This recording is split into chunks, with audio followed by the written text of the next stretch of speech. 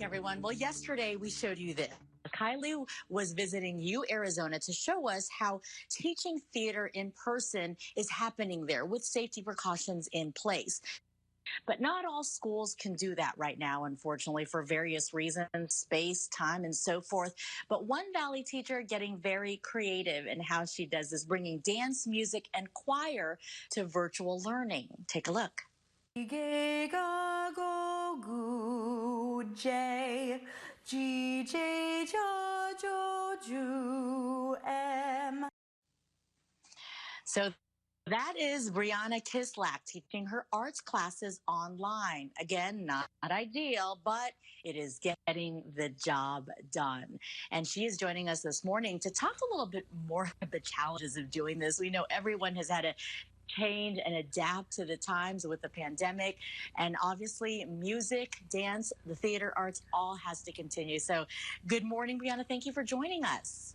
Good morning, Tess. How are you? We are doing well, thank you. I'm amazed at how everyone has adapted to being able to teach online. We know it's been a challenge. How have you been able to do this successfully? You've been doing it and it's working for you guys at the Cartwright School District. Yes, absolutely. My school is actually a newly named Academy of Fine Arts, so we have a lot of arts classes that the students are learning through virtual learning right now.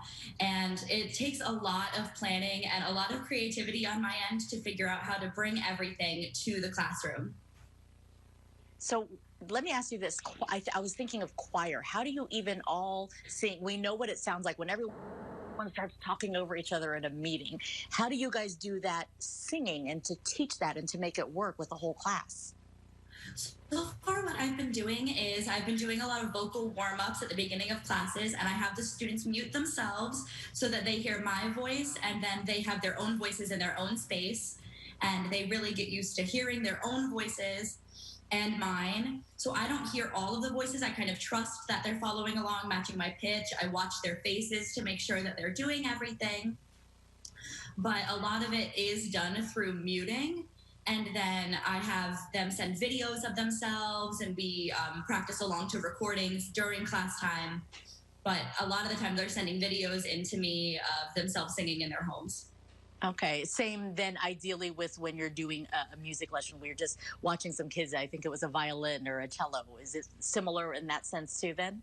Yeah, my general music class, right now we're working on the families of instruments. So we're learning about what does a violin sound like compared to a cello, and what does that all sound like compared to an electric guitar. So they're learning about how these instruments are made, why they were made, their histories, what they sound like, and then just different ways to describe and figure out why they belong in the families that they are in. So we watch a lot of videos, listening to recordings, reading a lot about the instruments. So it takes a lot of different ways to make things connect with the students, but I'm trying to give them a lot of different opportunities to connect with the material. Well, that is awesome that they're not missing out on any of these things that most people think is like, there's no way you can teach that through online. Obviously, you guys are proving them wrong, as teachers all across the state are doing that. Brianna, thank you so much for joining us. We appreciate your time, and I'm sure it'll be music to everyone's ears when you can all be together back in person. Thank you so much for having me.